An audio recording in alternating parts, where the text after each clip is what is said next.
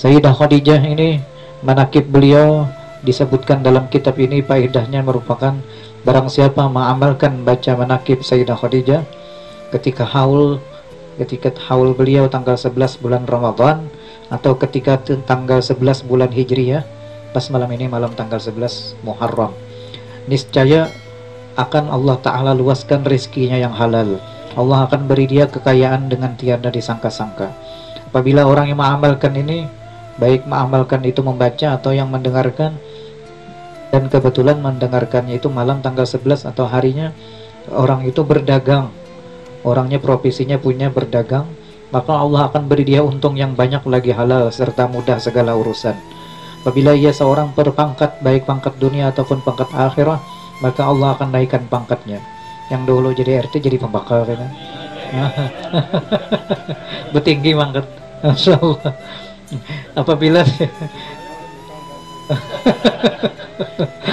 Apabila dia seorang penuntut ilmu, akan Allah Ta'ala berikan dia ilmu laduni atau ilmu kasyaf. Ilmu laduni ini mengetahui segala rahasia langit dan bumi, itu laduni. Ibarat besok ujian, dia sudah tahu jawaban dan soalnya. Dia tidak susah belajar lagi, laduni ini, berkat mendengarkan manakib ini. Apabila orang yang mengamalkan ini punya kesusahan seperti banyak menanggung hutang, bacalah manakib ini. Kalau dia mampu, sembelihlah kambing, bagi dagingnya, kemudian pahalanya dihadiahkan kepada Sayyidah Khadijah radhiyallahu anha. Niscaya Allah meluaskan rezekinya yang halal dan akan terbayar hutangnya, dan disampaikan Allah segala hajatnya dunia akhirat. Ini faedah yang membaca manakib dan mendengarkan ini. Adalah ibunda kita Sayyidah Khadijah ini seorang perempuan yang mempunyai banyak kemuliaan. Kemuliaan beliau diantaranya tersebut, beliau merupakan perempuan yang paling pertama masuk ke dalam agama Islam. Dan beliau juga mendapat kemuliaan sebagai istrinya Rasulullah SAW, dan mendapat keberuntungan dengan berkhidmat kepada Rasulullah dan menyaksikan ketika dibangkitkan Rasulullah sebagai utusan alam semesta. Dan beliaulah yang menolong dan membela dakwahnya Rasulullah SAW. Sayyidah Khadijah ini keturunan beliau daripada keturunan kaum jahiliyah. Tetapi walaupun keturunan kaum jahiliyah, tapi beliau mendapat gelar Sayyidatut Tahirah, perempuan yang suci, karena beliau terpelihara daripada bubuhan kaum jahiliyah. Sidin bubuhan kaum Quraisy, tapi pada masa jahiliyah, dilahirkan pada masa itu, terpelihara beliau daripada perbuatan orang-orang jahiliyah, sehingga beliau mendapat gelar perempuan yang suci pada masa itu, Sayyidatut Tahirah. Macam kalau ini bebiniannya, kalau lakiannya ada juga yang suci, yaitu Sayyidina Ali bin Abi Thalib karramallahu wajhah. Beliau itu suci juga awak sidin daripada menyembah berhala. Karena beliau dari dalam perut ibunda beliau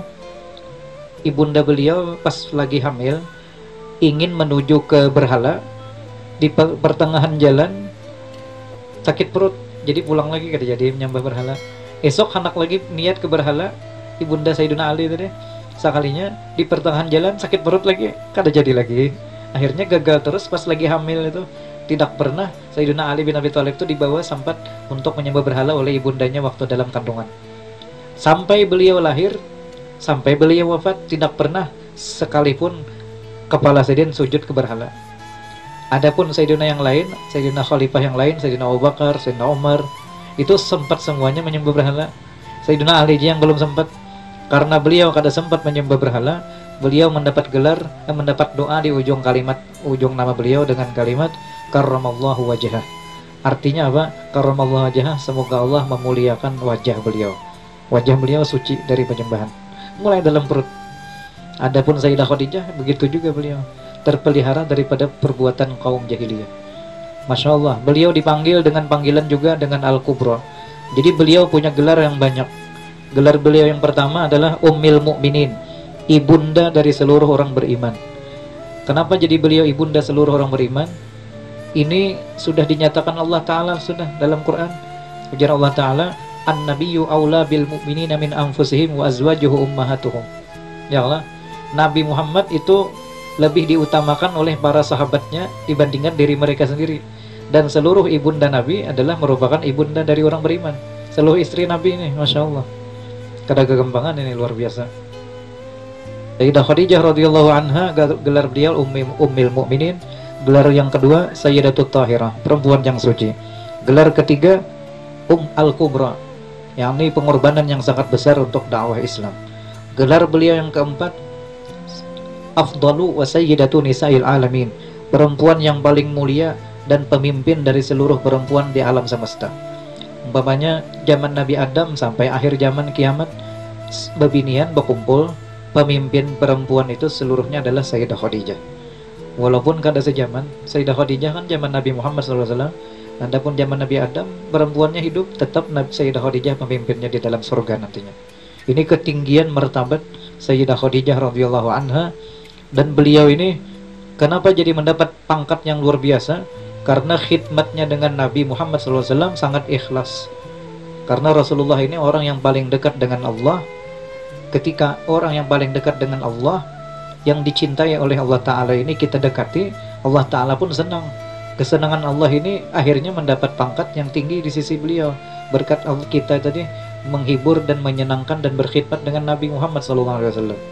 Buktinya Sayyidah Khadijah ini ketinggian pangkatnya itu berkat berkhidmat dengan Rasulullah SAW. Kita sebagai umat Nabi bisa berkhidmat dengan Rasulullah dengan cara memperbanyak membaca salawat dan mengamalkan sunnah-sunnah Rasulullah. Apalagi yang wajib, jelas saja sudah. Yang sunnahnya yang paling banyak dulu banyak. Ini kan sebagai tanda kita betul-betul khidmat dengan Rasulullah SAW seperti Sayyidah Khadijah. Sayyidah Khadijah ini sangat dicintai oleh Rasulullah SAW. Dan beliau ini senantiasa bersama Rasulullah menjalani rumah tangga kurang lebih 24 tahun. Tidak pernah sedikit pun menyakiti hati baginda Rasulullah SAW. Sayyidah Khadijah lah yang menyiapkan makanan dan minuman dan seluruh keperluan Rasulullah SAW selama beliau beribadah di Gua Hira.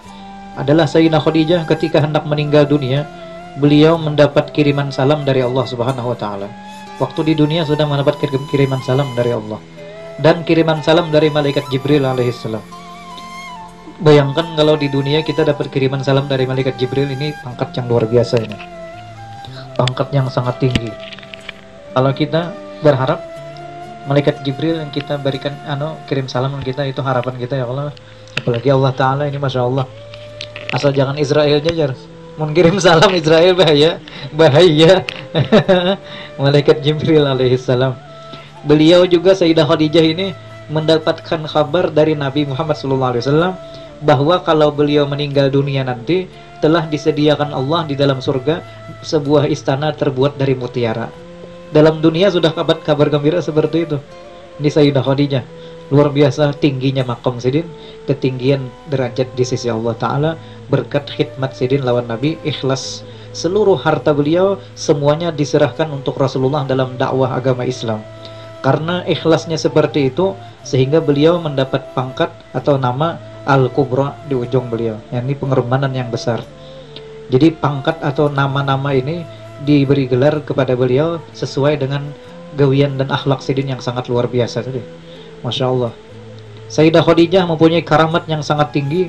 Di antara karamat beliau yang pernah dialami oleh seorang penduduk kota Mekah Al-Mukarramah yang sedang sakit lumpuh dan hampir meninggal, banyak menggunakan harta untuk mengobati penyakitnya ke dokter dan tidak mampu lagi mengobatinya, dan dokter pun tidak mampu lagi mengobati penyakit orang itu. Maka ketika ada seorang yang saleh memberikan saran kepadanya untuk berziarah ke makam Sayyidah Khadijah. Siapa tahu dengan berkat Sayyidah Khadijah engkau disihatkan badan, kata orang itu. Kemudian tidak berangkat, dia belum berangkat dari rumahnya, padahal baru berniat. Akhirnya Allah sihatkan kembali dan sihat semula seperti biasa. Baru berangkat lagi, baru berniat, sudah dikabulkan Allah dah. Ini ketinggian martabat makam Sayyidah Khadijah. Jadi adab kita ziarah ke makam orang saleh itu yang diajarkan guru kita yang mulia. Kalau mau ziarah, sebelum kita ziarah itu berniat dulu. Berniat dengan berkat karamat yang kita hendak ziarahi ini, kabulkanlah hajat ulun ini. Langsung baca Fatihah. Jadi ketika kita baca Fatihah untuk si yang kubur tadi, ketika kita di awal pintu gerbang orang itu, belum lagi masuk, doa kita langsung dikabulkan Allah. Jadi mulai rumah berniat dulu. Kada yang pas di dalam kubah tuh berdoa, kada. Ini adab yang diajarkan Abah Guru sekumpul waktu berziarah keluar Batang. Dan yang lainnya pun macam itu juga. apalagi yang makom yang luar Batang Jakarta itu, yang ketinggian makom Sidin itu Habib Hussein Al Idrus. Itu luar biasa, luar Batang itu. Pian baru berniat dalam rumah, belum masuk ke dalam makom, baru di halaman masjid beliau, apa hajat langsung diijabah oleh Allah Ta'ala. Ketinggian karamat beliau itu luar biasa. Habib Hussein Al Idrus luar Batang. Sama halnya di Gresik, di Jember ya juga. Gresik itu Habib Abu Bakar As-Segaf, Habib Abu Bakar Gresik. Habib Abu Bakar Gresik ini kutub kewalian Sidin, setingkat dengan Habib Saleh bin Muhsin Al-Hamid Tanggul Jember, setingkat kutubnya itu. Tuh Masya Allah juga itu. Orang-orang yang tinggi makomnya di sisi Allah Ta'ala. Jadi kita ini ada apa-apanya.